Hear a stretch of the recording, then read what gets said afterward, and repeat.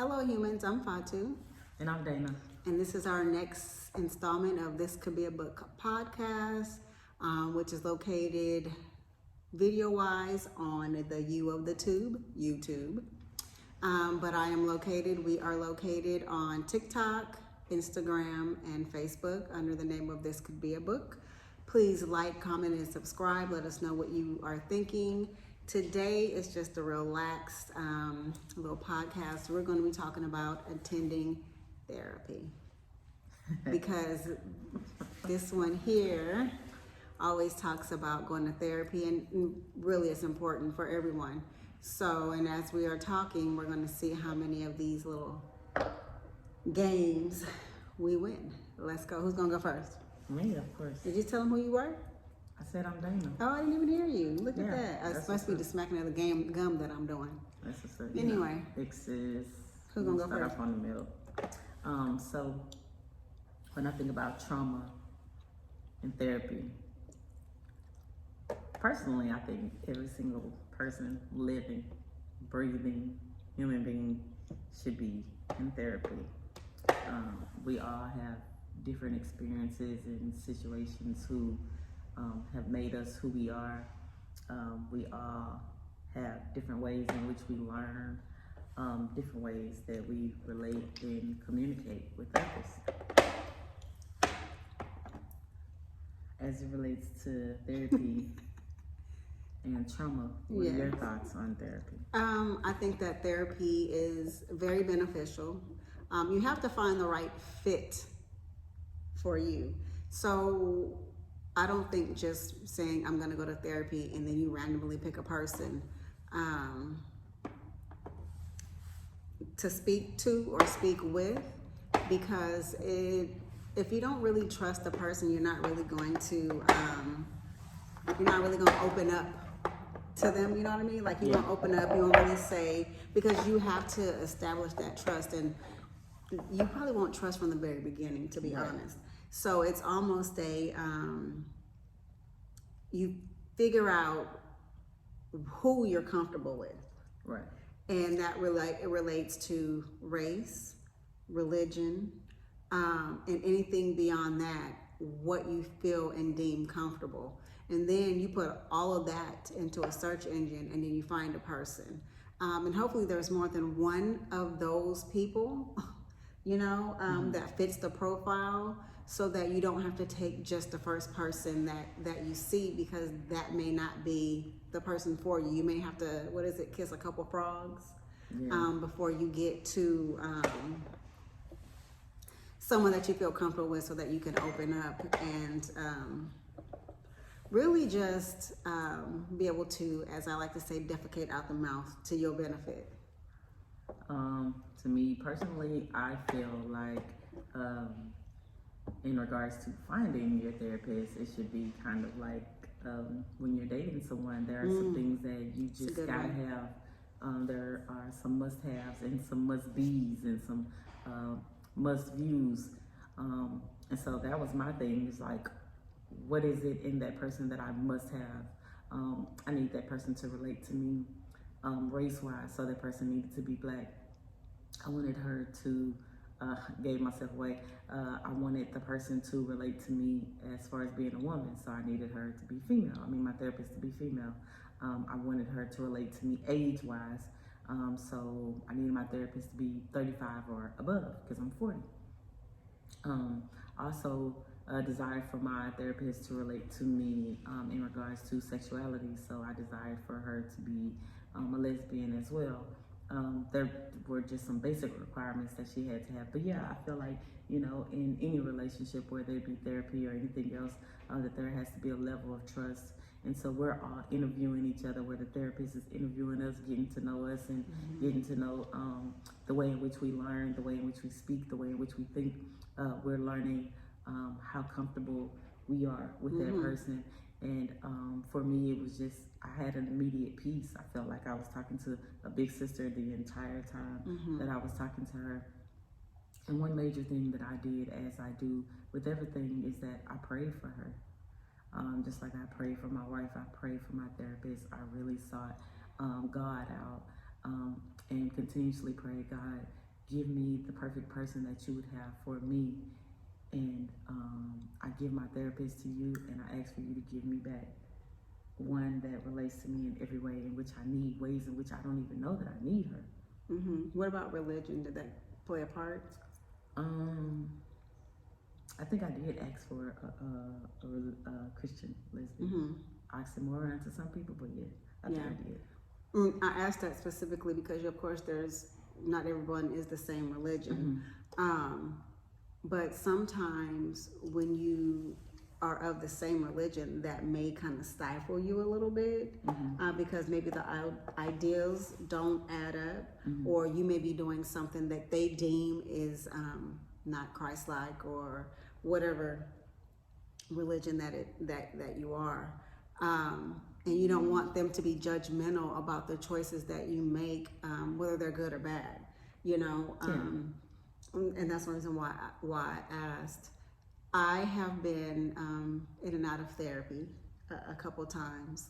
The first therapist that I had she was really easy to talk to, really good, and she really helped. But what made me kind of stop going was that at one point I wasn't honest, and she couldn't tell that I wasn't honest, or she didn't act as if she could tell that I wasn't being honest, and I don't even know why. And it wasn't like I made a bold-faced lie, like I didn't want to talk about something, so I just said it was something else, not I didn't want it, like I wasn't comfortable, and I shut down. And she didn't call me out on my bullshit, and I'm like, that's too easy for me. Maybe that's just the kind of therapist that she was, as well as she was a good listener. Yes. So it wasn't part of her practice. But she was good. That was no slight on her. It was me. That was all on me. But I do want to go back to the question that you asked about seeing a therapy that didn't agree with me, and they didn't agree with me spiritually. I'm married to somebody that doesn't have the same religion as me.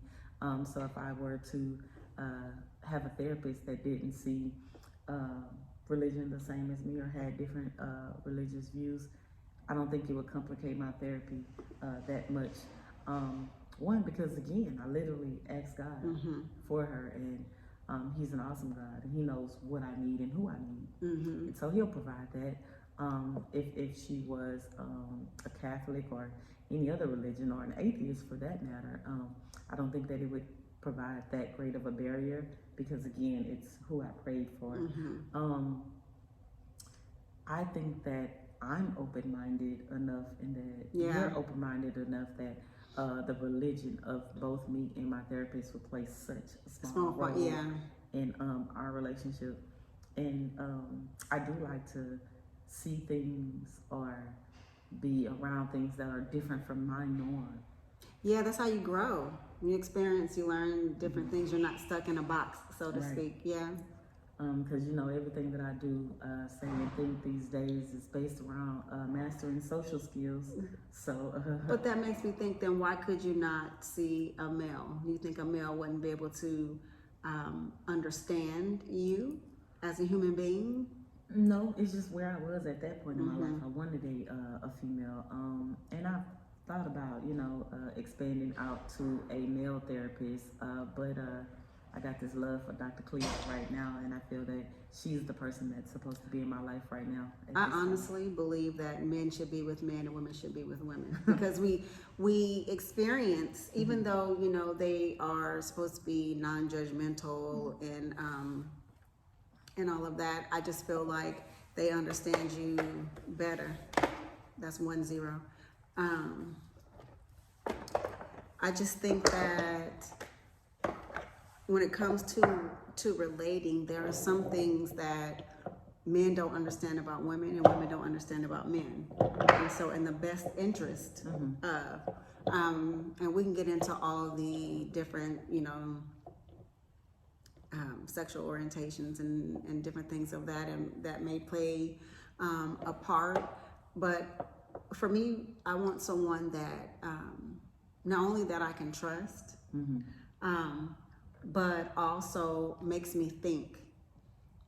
So even though that therapist was a great listener, When you ask me questions that make me think and process things, that's beneficial to me. Instead of me just talking to you and telling you, okay, this is how I feel. Okay, well, do this homework and then come back and then we discuss that. And there's never really there's not a conversation to make me think about why I made the decision that I made. And I don't know. I also can be very difficult because I don't like to open up. And that's the biggest thing with therapy, I believe, is that like you have to take it seriously. You have to be open. Well, let's just say this. I'm one of those people, man, if you want to irritate me, go to the doctor and lie. Like, what was the point? Yeah. Like, just keep your copay, baby. There's no point in going to the doctor baby. and lying. I don't see any benefits in going to your physician and or your dentist and lying. Now, I don't eat candy. Come on now. If you want to well, I can't ever lie about that. Or, you know, like, because I don't understand the purpose and why you would lie. What do you get out of lying to your dentist? It depends on, well, in regards to me, I didn't want to talk about it. And I didn't want to say, I didn't want to talk about it. And typically that's something that it really wouldn't have mattered for me to say that. But I was still processing what I was going through, and I didn't want to talk about it. I didn't want to seem like I was weak because I'm crying in therapy, and I absolutely knew that would make me break down, and that's probably what I needed at the time, but I wasn't ready for it yet. Yeah. That was. Then after that, it was just like I was mainly ashamed of myself and embarrassed, but also if she would have absolutely called me out on it and said, nah, you know, I probably would have gave in and probably would have had the breakthrough that I had later on at that time. Oh, thank you. You know how I am and what I think, and you know, I just feel that that particular person was meant to be in your life for that season. And what I mean by that person was there because one, you acknowledge that there was a need, and all that person did for you in that particular situation was keep the door open. Yeah, keep your I mind closed open. it. So yeah, you were attempting to close the door, so that person was like just simply a door stopper. They weren't the person to take you to the next level. Yeah. And I think that's the big part about life and relationships as well, is that we need to know where we are ourselves and who we are and what we are to others, and vice versa, who that person is and what that person is for me, the part that person is supposed to play. Many people will reference how Tyler Perry was like, some people are leaves, some people are branches, some people are rooted to be in your life forever, and that's with all relationships. And unfortunately, you know, I began to learn these things in my late 30s, and I really feel that if I would have learned or been taught if I would have learned and or been taught these things in my youth, that I'd be a lot further than where I am in life today. Because I do feel I am one of those that are of the mindset that there is too much that we learn through elementary and 12th grade that we will never use. Yeah. Miss Harris gave us that book. Shout out to Miss Harris, the counselor at ABSC's. Yeah. She said pretty much it's a book called Everything I Needed to Know I Learned in Kindergarten. And that is a very good book. It starts with teaching you basic social skills, basic, you know, things we do, greet. We learn to keep our hands, feet, and other objects to ourselves. We learn how to share. We learn how to communicate, how to have a proper conversation. We learn how to say no and be adamant and use no as a complete sentence. We learn how to speak up for ourselves.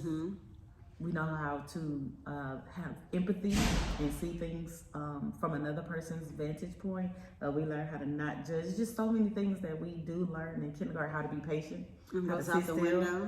One of the major things that I always ask is, why aren't you able to sit still for 15 minutes? You don't enjoy your own skin. You don't enjoy being silent within and just processing things that you have going on in life.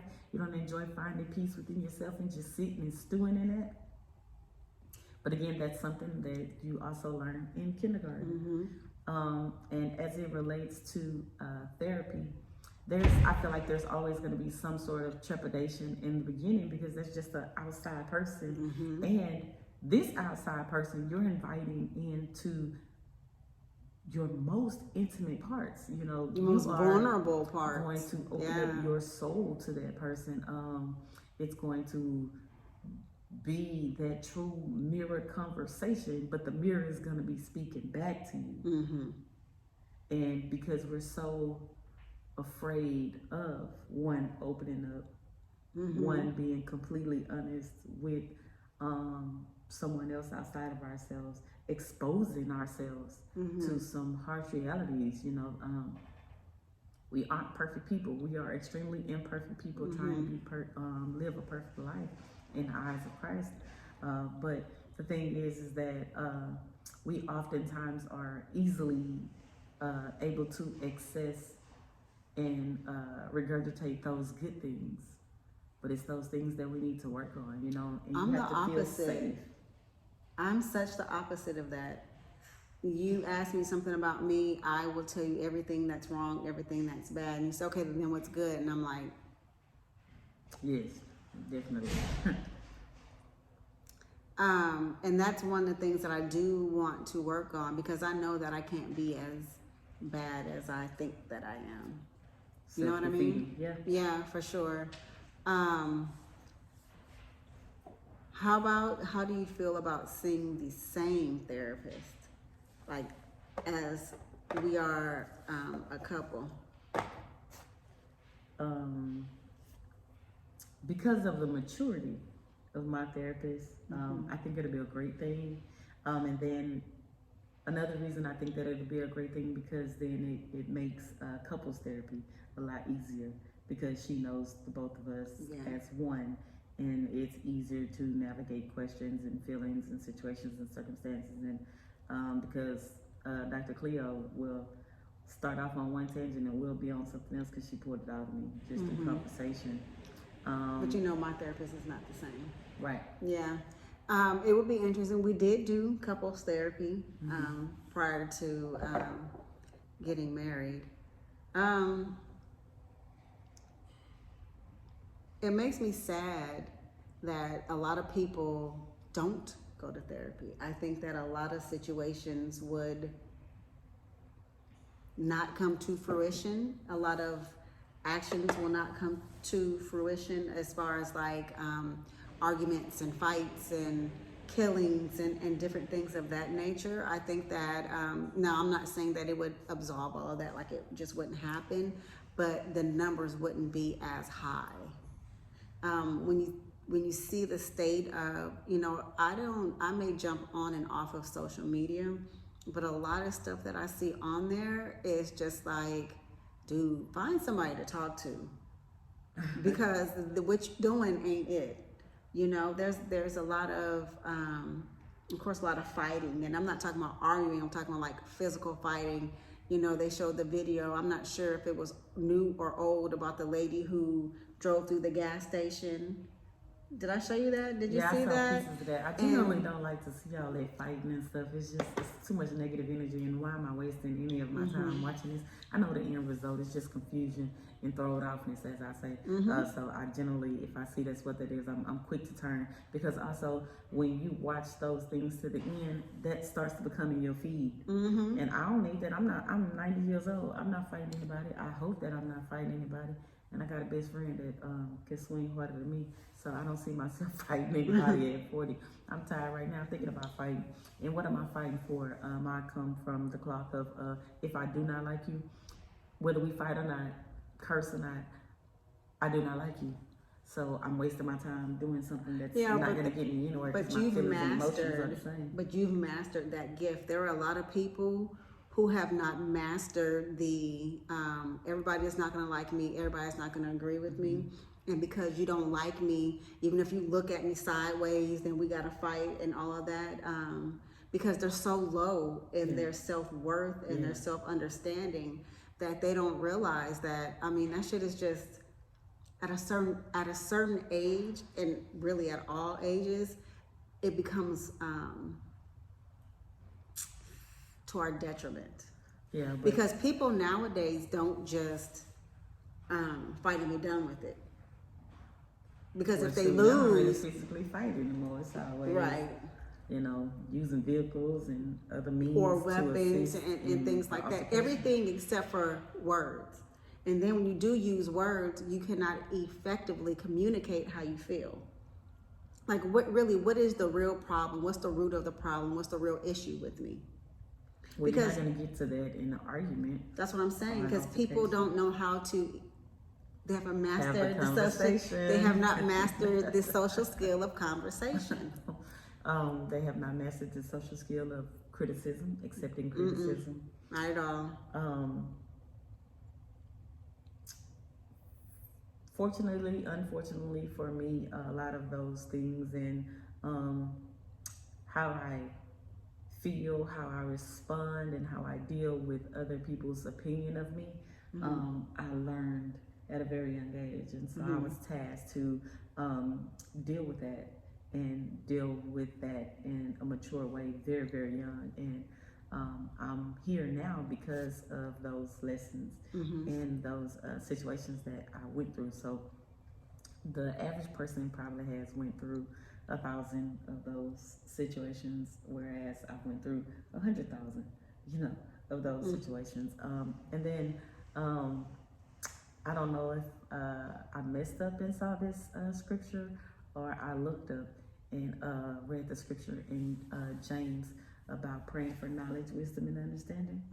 And so once I started praying for knowledge, wisdom, and understanding in certain areas of my life, I was just engulfed with information in different ways of handling the exact same situation. It's just like, 100 ways to skin a cat.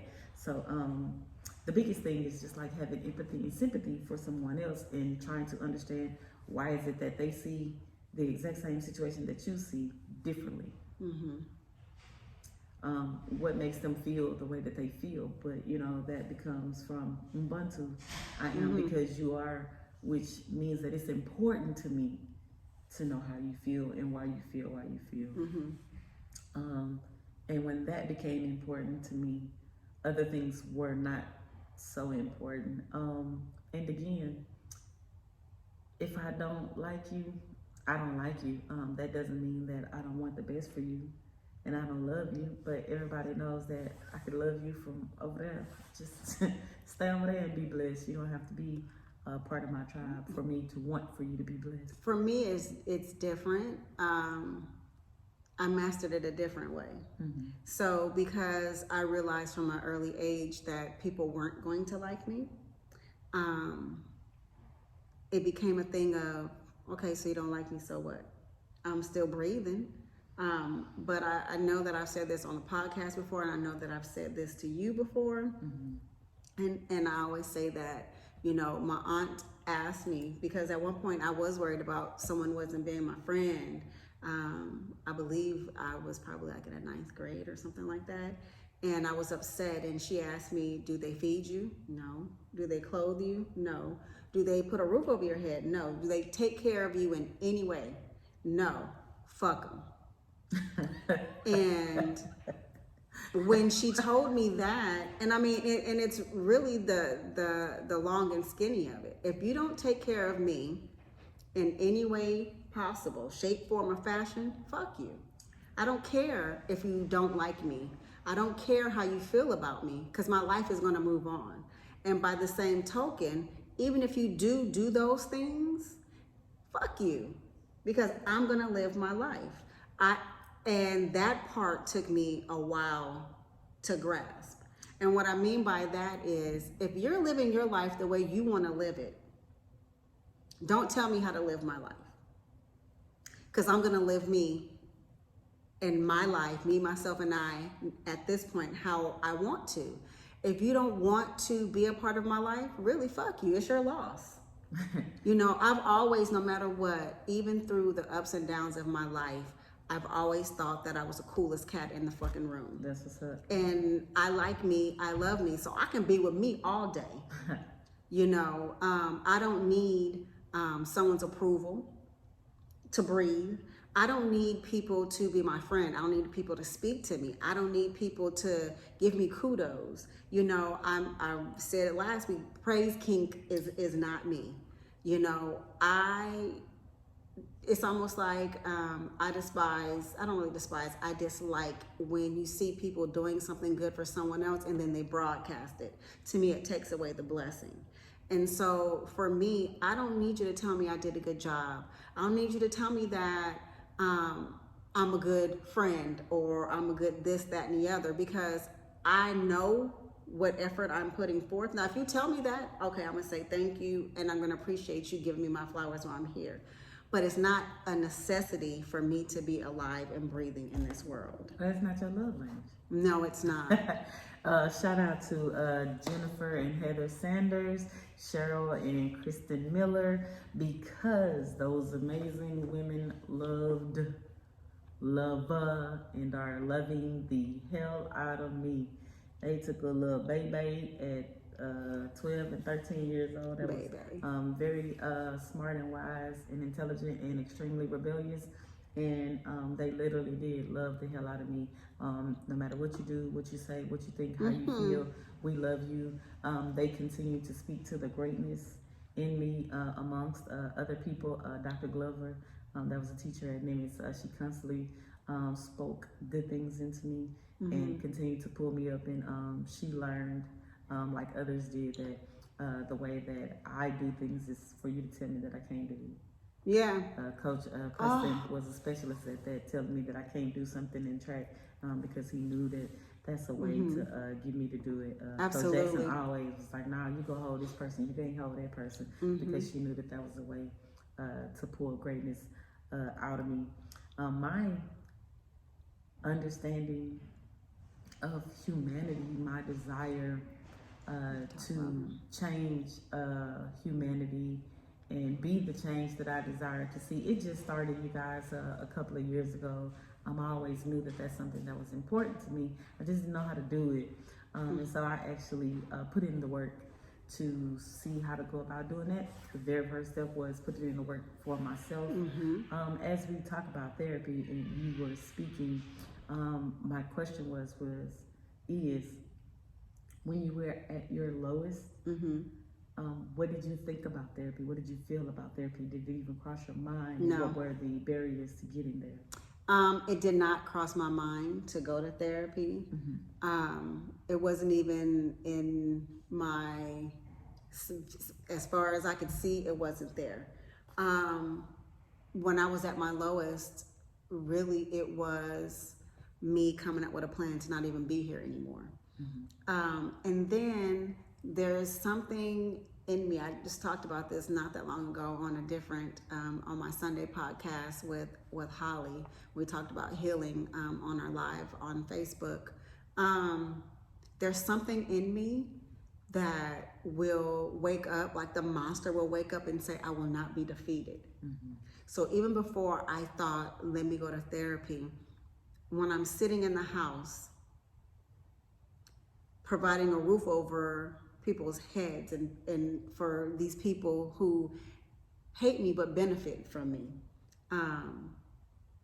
And I was at my lowest point. I think something in my mind said, all they're gonna do is laugh at you when you die. And that was like, oh no, the fuck they not. And so there's something that made me go, as you say, 10 toes down and say, I will not be defeated.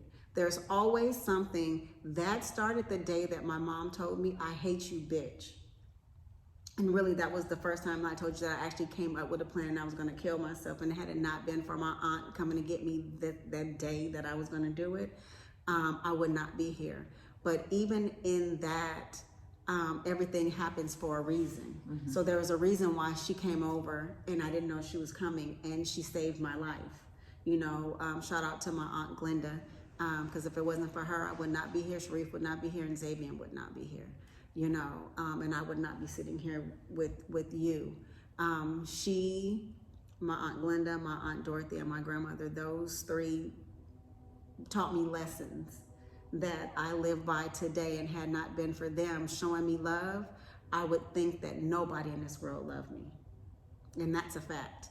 But it was like, I will not be defeated. You know, my mother had my whole life planned. I was supposed to go to school and become a nurse. That's what she wanted to do. And even though I would have loved to do that, I'm not going to do it because you want me to. I'm going to make it on my own merit, not on your merit for living your life through me. But there was something that it's always like, I'm always talking about the beast, you know, woke up, and I wake up to, I will not be defeated. Something has to give. There is no way that I have been allowed to be still here, still on this ghetto spinning ass rock, just to be beat down at every turn. That's not a thing for me. What's crazy is that, you know, working a job, you always hear, for the most part, I've always worked at a job where EAP was a source.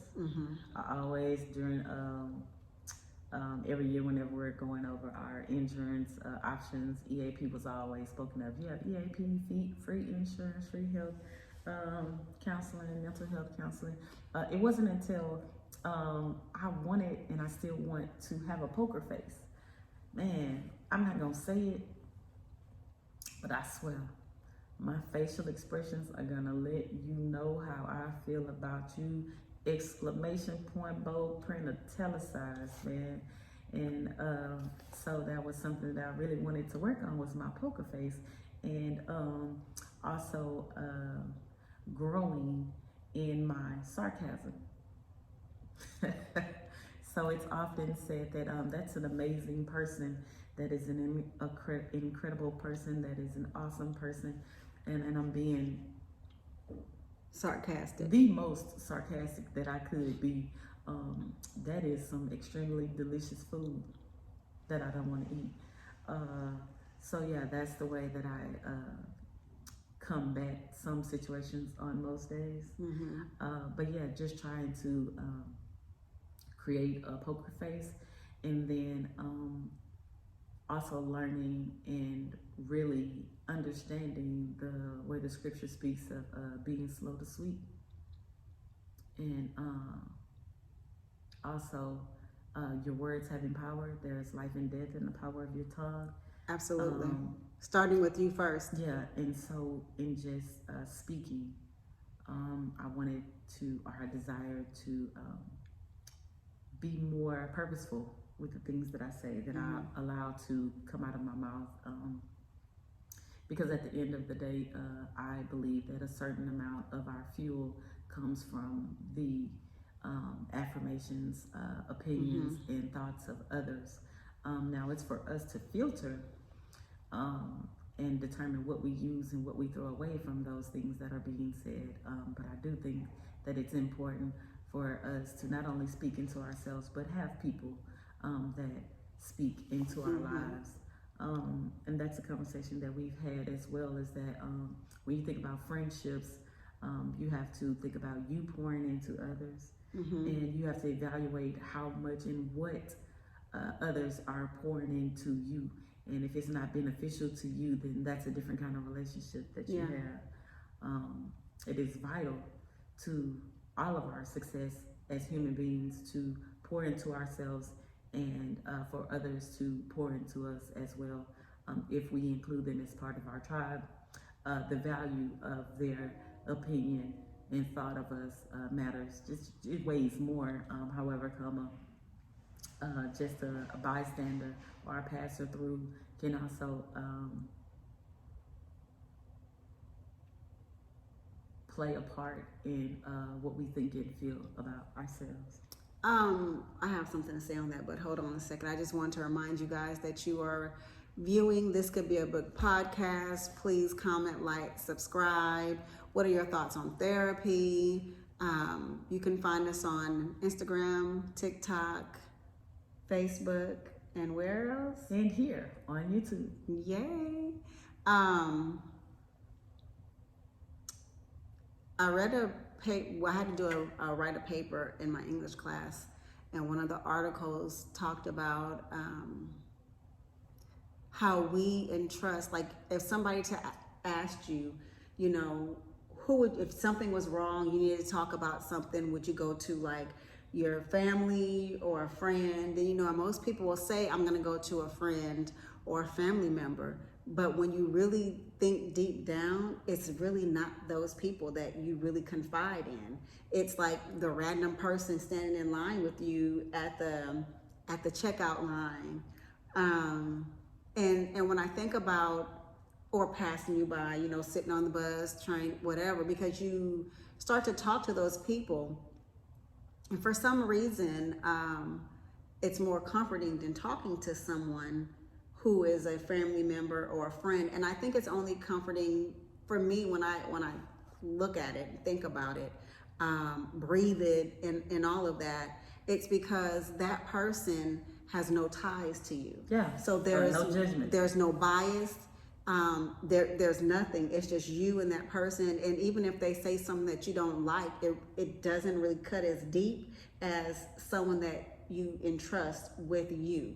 And so when you think about therapy, especially in the very beginning, you are more willing to say, okay, this is what it is, because that person doesn't have a bias. Yeah. And so it's almost like you're coming clean about some things. And then once you get to know them, you realize you accept that there's no bias. You accept that there is no judgment. So then you keep going.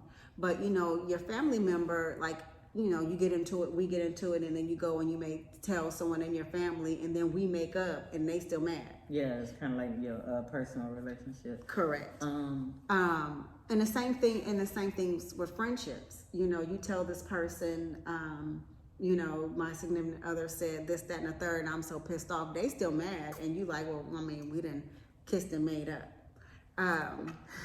Although what I will say is that from the outside looking in, when someone calls me, or we're sitting around and we're talking, they're telling me about a frustration because of, you know, their wife, husband, significant other, whatever, I don't hold judgment with that other person.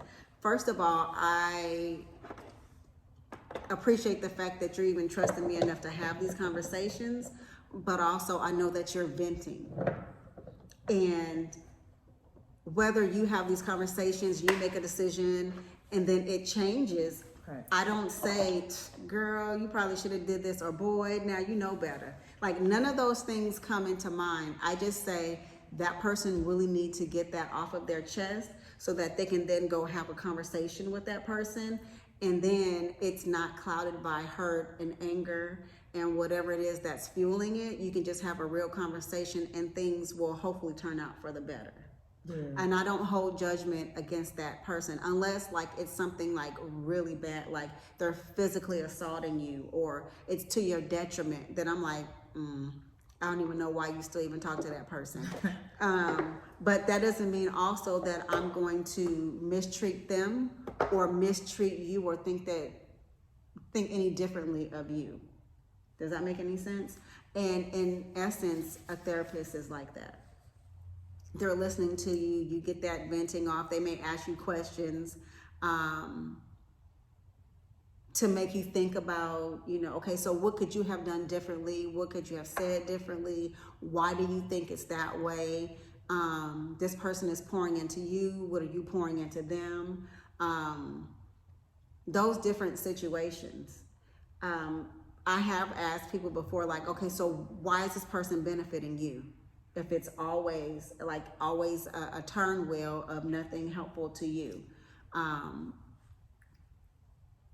that's how I view therapy. I feel that I was hesitant to go back to therapy, and I know why. It took me a minute to really figure out what it was, and it's because the last one broke my trust. The last two together broke my trust.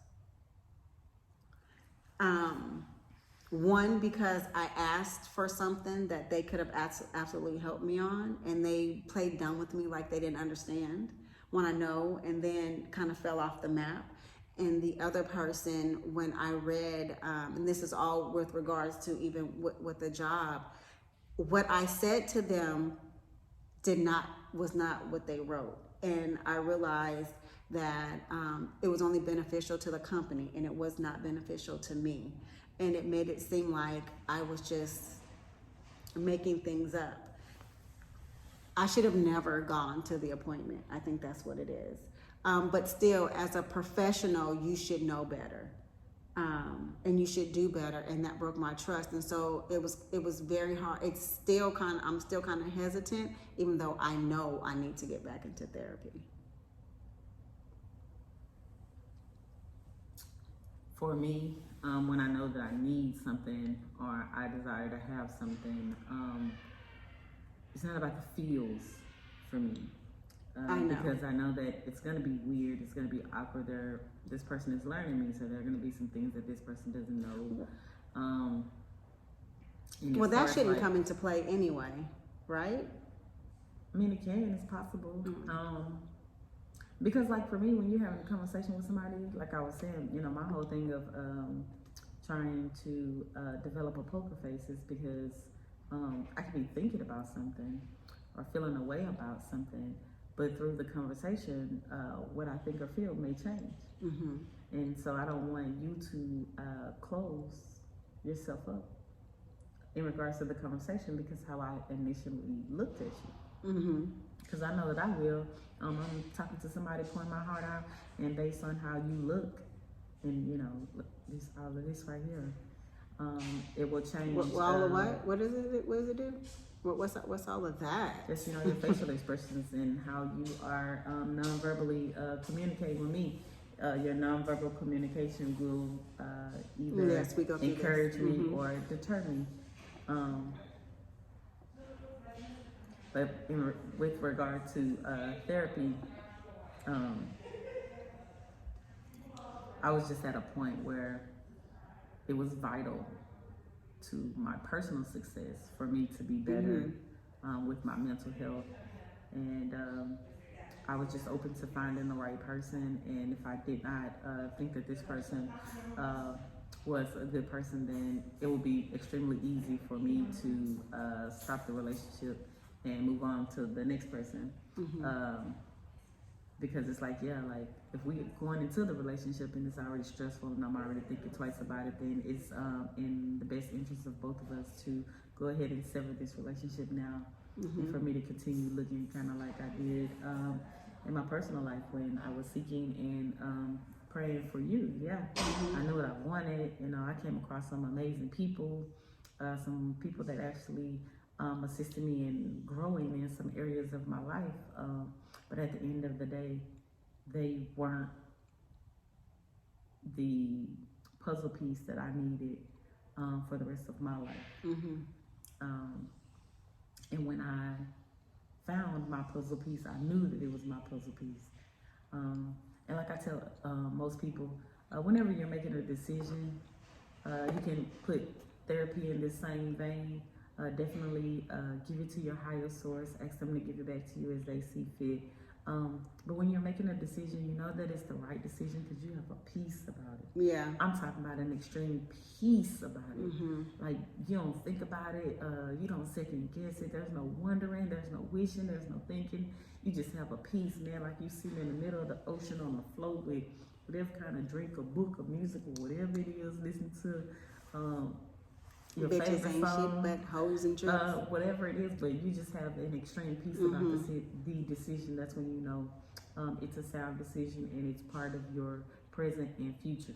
Well, that's how you should make decisions anyway, when it does sit right in your spirit. Had to learn that. Yeah. Well, no, we all have to learn that because we all don't listen to us sometimes. And sometimes the best of the situations you have to put work into, and nobody really wants to put in the work. When I talk about breaking my trust, it's not about how I feel. It's about a bold-faced lie. And I wanted to clarify that because I'm not sure if you think that I was talking about, they hurt my feelings. No. Okay.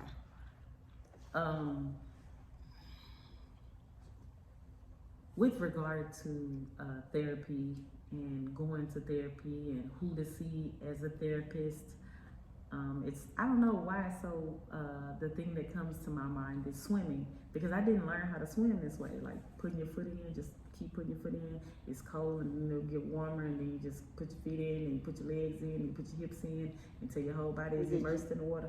I didn't learn how to swim that way, so I don't know what it came to my mind in that fashion. For us, we learned how to swim by being thrown in the water, and you're gonna figure it out. And if they thought that you were drowning, then they come in the water and save you, but that was only to throw you back in the water. Yeah, until you learned how to swim. Did not experience that. So yeah, when it comes to therapy, there's no perfect time. The perfect time is right now. Whenever you can be in a good place and start going to therapy. You can be in a very bad, sad space and start going to therapy. You can be surrounded by a lot of positive energy. Just be neutral. Repeat that because. Energy. Not to cut you off, and I'm so sorry, but you made a very valid point, and I don't want to skim over that point. You do not have to go to therapy just because you're feeling bad. You can go to therapy even if you're feeling good at that moment. Because some people think that you only go to therapy because you're in a dark place or you're in a bad place, not because you're in a good place trying to move forward. Does that make sense? Okay, and I'm very sorry to cut you off, but go ahead. Because I would have forgotten.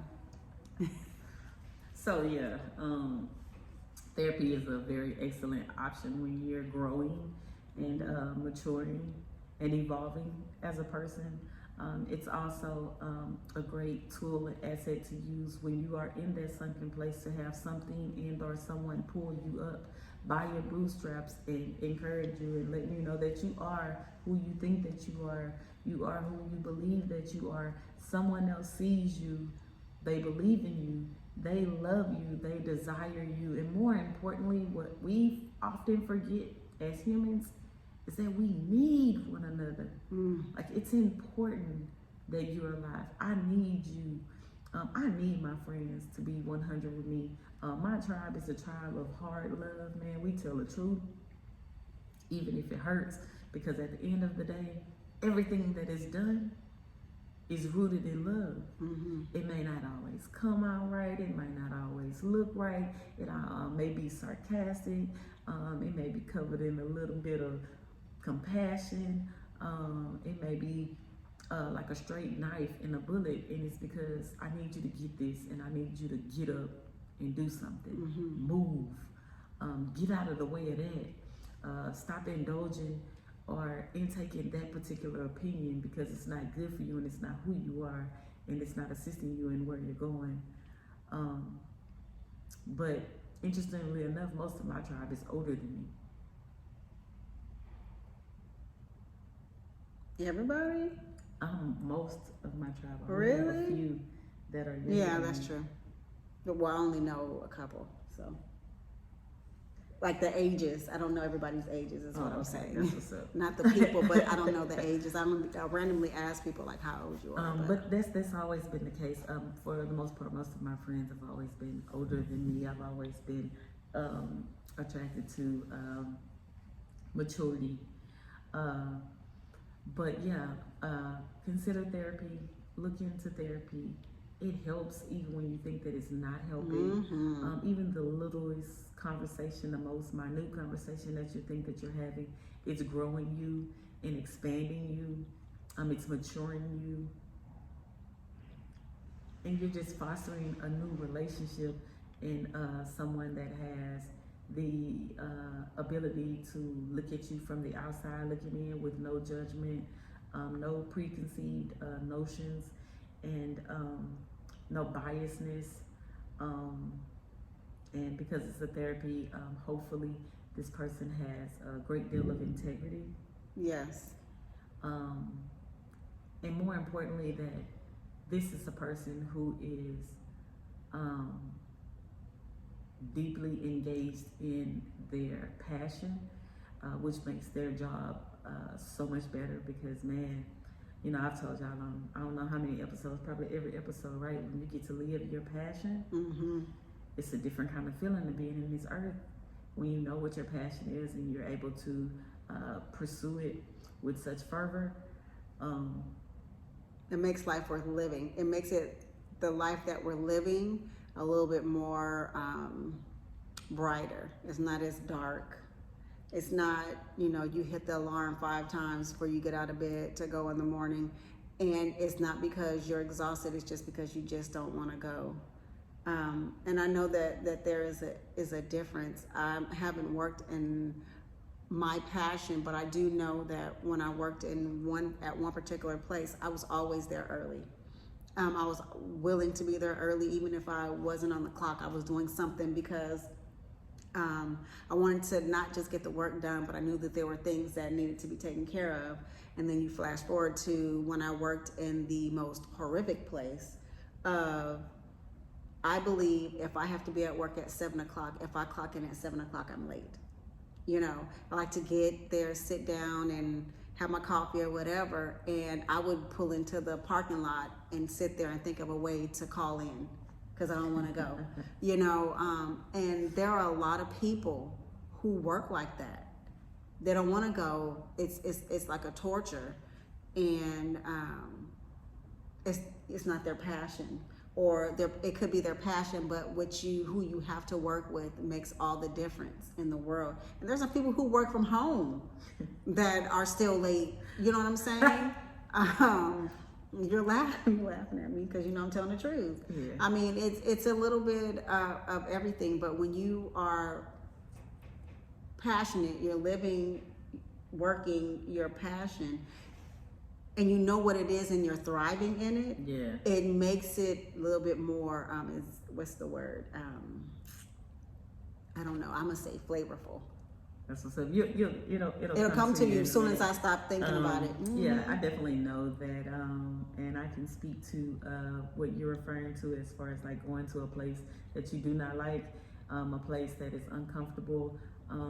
When you are, so let me preface by saying this: when you are in tune and aligned with your source, when they tell you that it's time to move, it's time to move.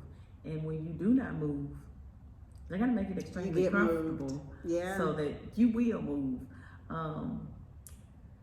So I was very unhappy to the point to where it was causing health problems. Stress. I was reading earlier today that alopecia, in some cases, can be linked to stress. I'll never forget one day I was going to work and I used to cry, like you were referring to, pull up in the parking lot because I'm at work early and be crying and be like trying to think of every excuse not to go into this building. And one day when I pulled in, just as I was pulling in and clocked in, they had a fire alarm that went off. Man, I had so much anxiety. My heart was beating so fast. It was the weirdest feeling ever. But when everybody went back into the building, it was all clear. I clocked out and left. I just was feeling like uneasy, and after that, I knew that it was time for me to go to therapy. I needed to talk to somebody because this is abnormal, very uncomfortable. Yeah. And I was scared. It's a feeling that if you have not felt it before, it's indescribable, really. Yeah. It's almost like your insides are turning out. That's how I feel, honestly, about walking into an establishment now to work. That's exactly, when I think about it, I get real nauseous. I get real uncomfortable. I haven't got the hives yet, so I'm thankful about that. Sometimes you gotta do what you have to do, but yeah. And I'm trauma. A big, a trauma response. I'm a big believer in, if you know that right now, then seek something else, do something different, because there is a reason that you're feeling this way. One thing that I think she has a love-hate relationship towards is when she's feeling some kind of way, in a negative energy type of way, she'll talk to me about it, and I'm like, did you go to your source? Did you pray about it? Have you been meditating about it? And did you get a response? Did you hear anything back? Yeah, what was the response? You like is to there ask me that. conversation taking place? So if you didn't hear anything, then that means that you weren't close enough. You need to stay there, go back there, and sit there until you hear. something, because it's a conversation. And so she'll be looking at me all kind of amazingly wicked. Is that your sarcasm? And I'm fine with it. Our sarcasm is completely different, and I understand yours. And I'm okay with it because at the end of the day, I'm going to encourage her to get the desired result that she's looking for. To a fault, yeah. Through. I don't know everything, but I pride myself in knowing something about everything. But when it comes to depression, feelings of overwhelmment, and being discouraged, the only thing that I do know is for you to go to your source, so that your source can pour into you, pour a little more life into you at the moment. And so that's what I mean, like, you know, did you pray? My grandmother said, get down on your knees and pray. Yes, baby. Hard. Yes, baby. Yeah. And that's what's amazing about having a higher power, is that you can speak whatever it is, whatever that you feel. And so, you know, I'm good for saying that's what's up, Jesus. I'll be like, my daddy. And people be like, what? I'm like, yeah, you say that I got the knee of a 45-year-old. My daddy ain't say that. Man, we still trying to wait and see if you're going to get approved for this car. Like, why y'all taking so long? Because my daddy said that it's mine and I'm walking away with it today. So they looking at me. Who's your daddy? He got a lot of names, man, but you can call him Jesus today. That's what's up.